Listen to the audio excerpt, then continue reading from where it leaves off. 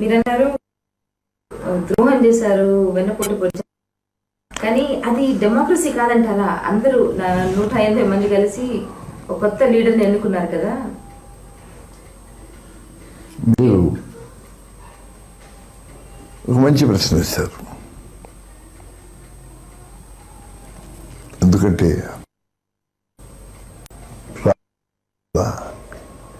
నీతి అనేది ఉండాలని నా ఊహ, అదే నా ఆశ. ఏదైతే ప్రజలు ఏదైతే నమ్మారో దాన్ని తప్పకుండా ఆచరించాలి. ప్రజలు నన్ను నమ్మారు, నాకు ఓటిచ్చారు. ఆనాడు చంద్రబాబు మాట మాత్రంగా తెలుసును, కానీ ఆయన ప్రజల దగ్గరికి వెళ్ళలేదు, వారిని ఓటాడలేదు, తెలుగుదేశాన్ని గెలిపించమని కూడా ఆయన ఏమీ శ్రమ చేయలేదు. ఆయన చేసినదల్లా ఒక్కటే, ఎవరిని ఏ విధంగా లోపరుచుకోవాలో, ఏ ప్రలోభంతో ఎవరినైతే తన వాడిని తిప్పుకోగలవాలో ఆ విధంగా ప్రయత్నించాడు ఆయన. ఆ విధంగా వాళ్ళందరినీ కూడా మోసమని అనండి, ఏమైనా అనండి, మొత్తం మీద మనసు అంతా పెంచగలిగాడు. ఎందుకంటే నాతో రాజకీయ జీవితాన్ని ప్రవేశించిన వాళ్ళు నా తమ్ముడు, నా శాసనసభ్యులు, నా చెల్లెళ్ళు ఉన్నారు. వారికి తెలుసు, నాకు తెలుసు.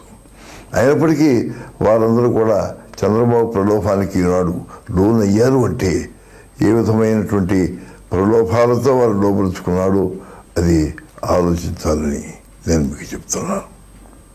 అయితే ఇప్పుడు తప్పు మరి చంద్రబాబు అంటారా, మరి లొంగిపోయిన వాళ్ళదంటారా?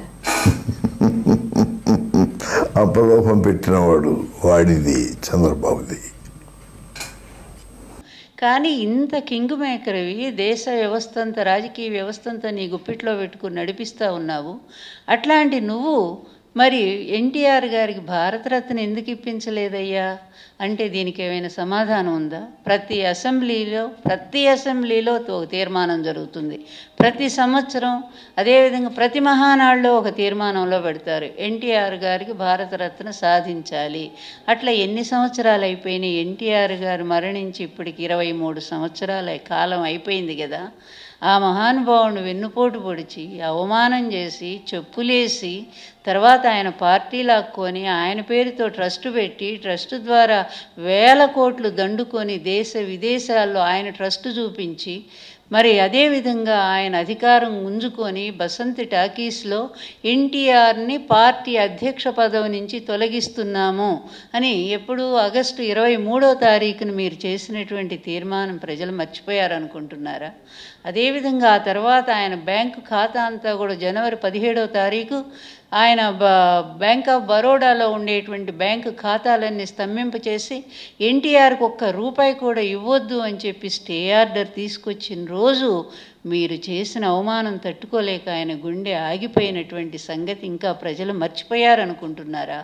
ఇన్ని ద్రోహాలు చేసి ఒక హంతకుడివి నువ్వు, రాజకీయ హంతకుడివి. ఎన్టీఆర్ని రాజకీయంగా చంపావు, మనోవ్యధతో చంపావు, అవమానాలు చేసి చంపావు.